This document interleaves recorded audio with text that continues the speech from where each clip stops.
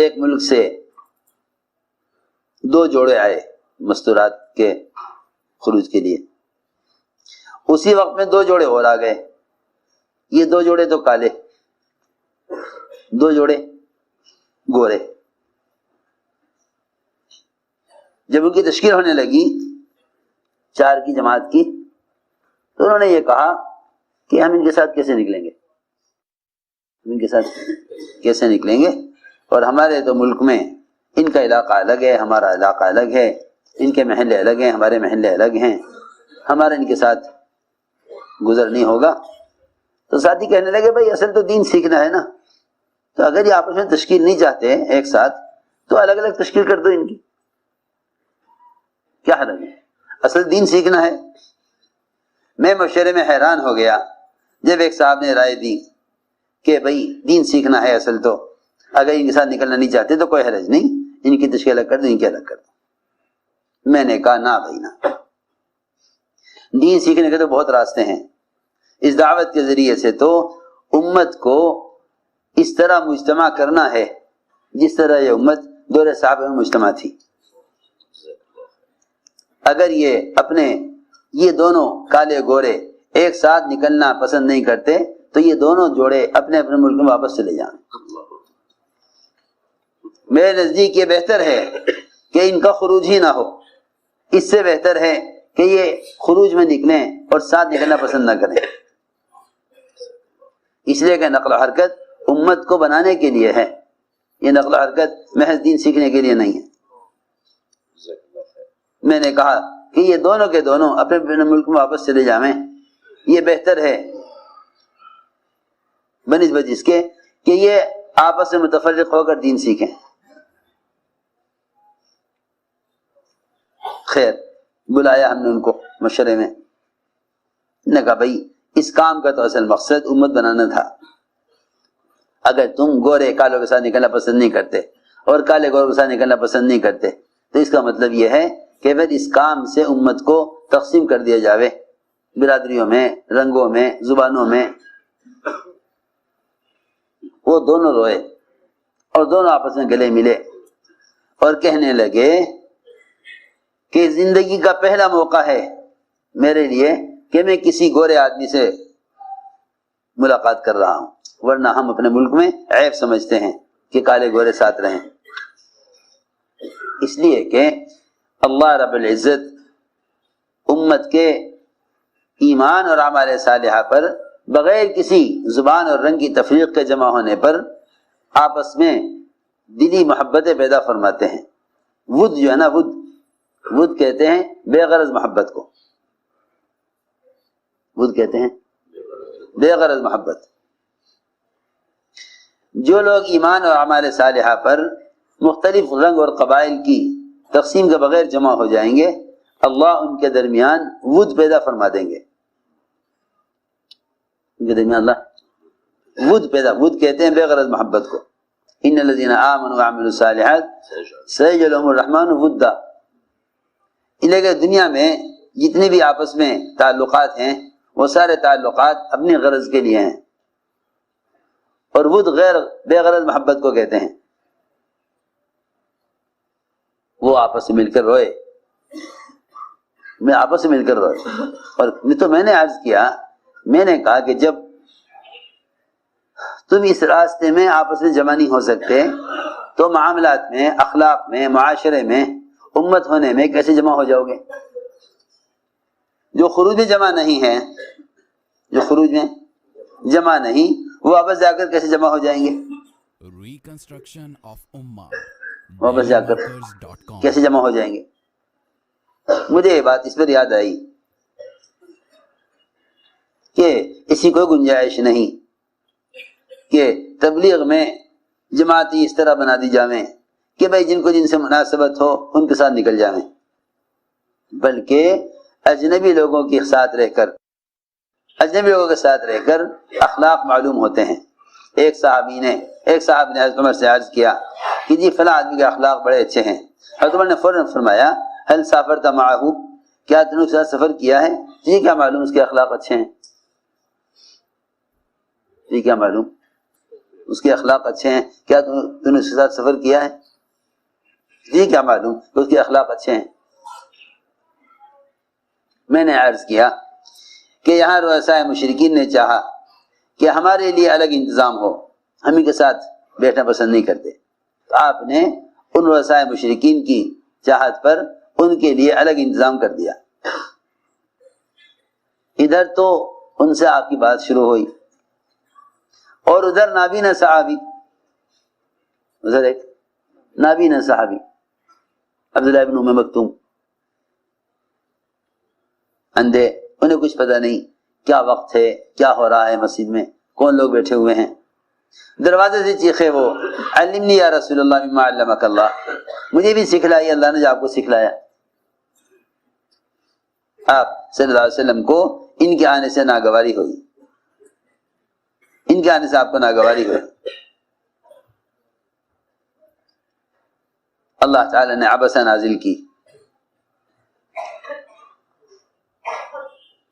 یہ ساری تنبیہ جو آپ کو کی گئی اسی اس پر کہ آپ نے ان کو تو الگ کر دیا جو طلب لے کر آ رہے ہیں، اور جن میں طلب نہیں ان کو آپ لے کر بیٹھے ان کی آپ کوشش میں۔ تو میرے دوستوں عزیزوں، بات یہ ہے کہ حضور اکرم صلی اللہ علیہ وسلم نے اس کام میں جو سب سے بنیادی چیز رکھی ہے وہ یہ کہ امت کو طبقات میں تقسیم نہیں ہونے دیا۔ اس لیے ہمارے کام میں طبقاتی جوڑ کا کوئی تصور نہیں ہے، بلکہ امت بنانے کے لیے انہیں رنگ، زبان اور قبیلے اور برادری کی نسبت سے نکالا ہے۔ یہ ساری نسبتیں امت کو کاٹنے والی ہیں، ان سب نسبتوں سے بالا تر ہو کر اس کام کو کیا جائے۔ یہ میں نے اس لیے عرض کیا کہ امت کی اجتماعیت یہ نہیں کہ اپنے اپنے زبان والے ایک جگہ جمع ہو جائیں، نہیں، امت کی اجتماعیت یہ ہے کہ امت اس طرح جمع ہو کہ ان کے درمیان کا طبقاتی فرق ختم ہو جائے۔ امت اس طرح جمع ہو کہ ان کے درمیان کا طبقاتی فرق ختم ہو جائے۔ میں نے عرض کیا کہ یہ اللہ تعالیٰ کی نصرت اور مدد کے آنے کے لیے سب سے بنیادی سبب ہے، کیونکہ فرمایا ید اللہ علی الجماعہ، ید اللہ علی الجماعہ، کہ اللہ تعالیٰ کی مدد اور نصرت وہ اجتماعیت کے ساتھ ہے، وہ اجتماعیت کے ساتھ ہے۔ اللہ تعالیٰ کی مدد اور نصرت وہ اجتماعیت کے ساتھ ہے۔ اس اجتماعیت کو جو سب سے زیادہ نقصان پہنچتا ہے،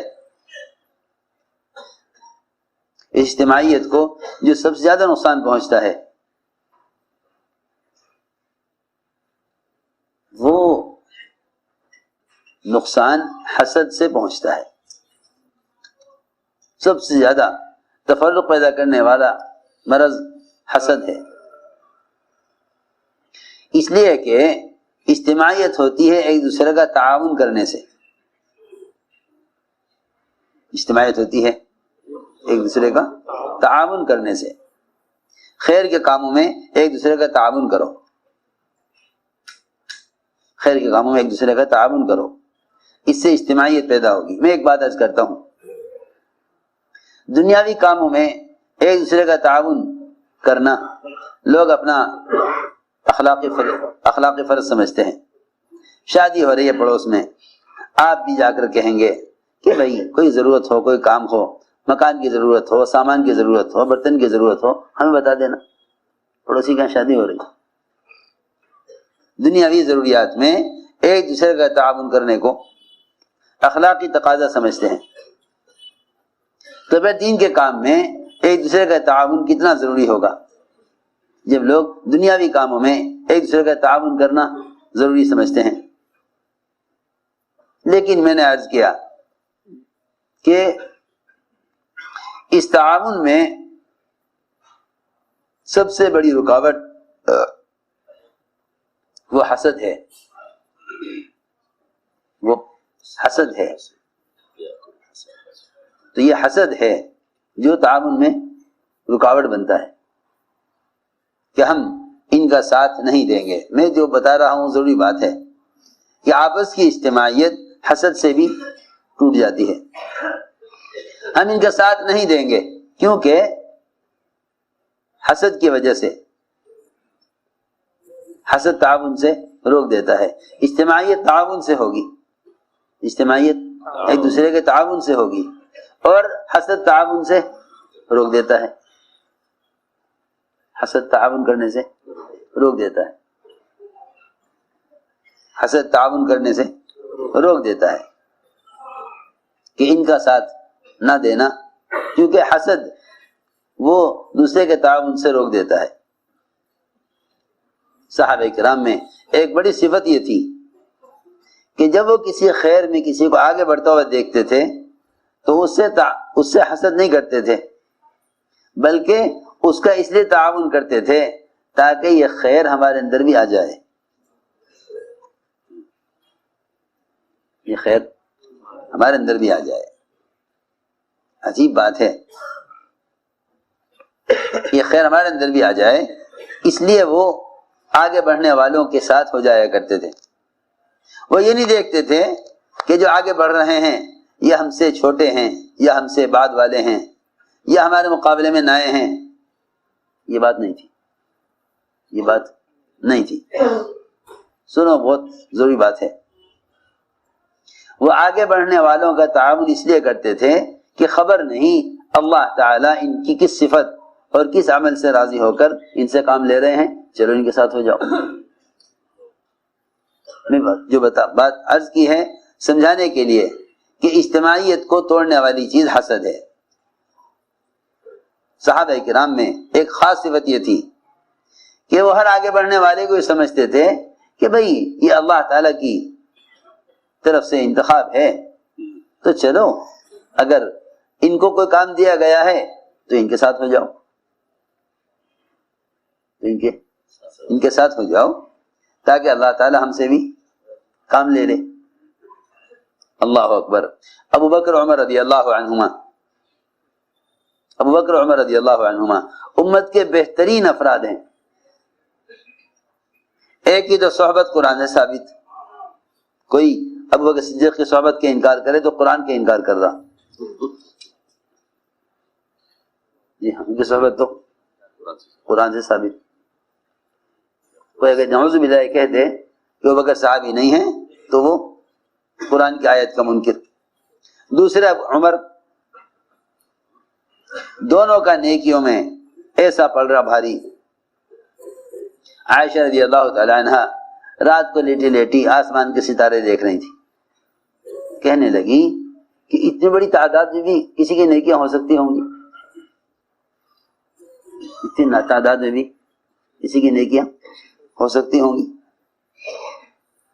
اتنی تعداد ستاروں کی کوئی شمار نہیں کر سکتا.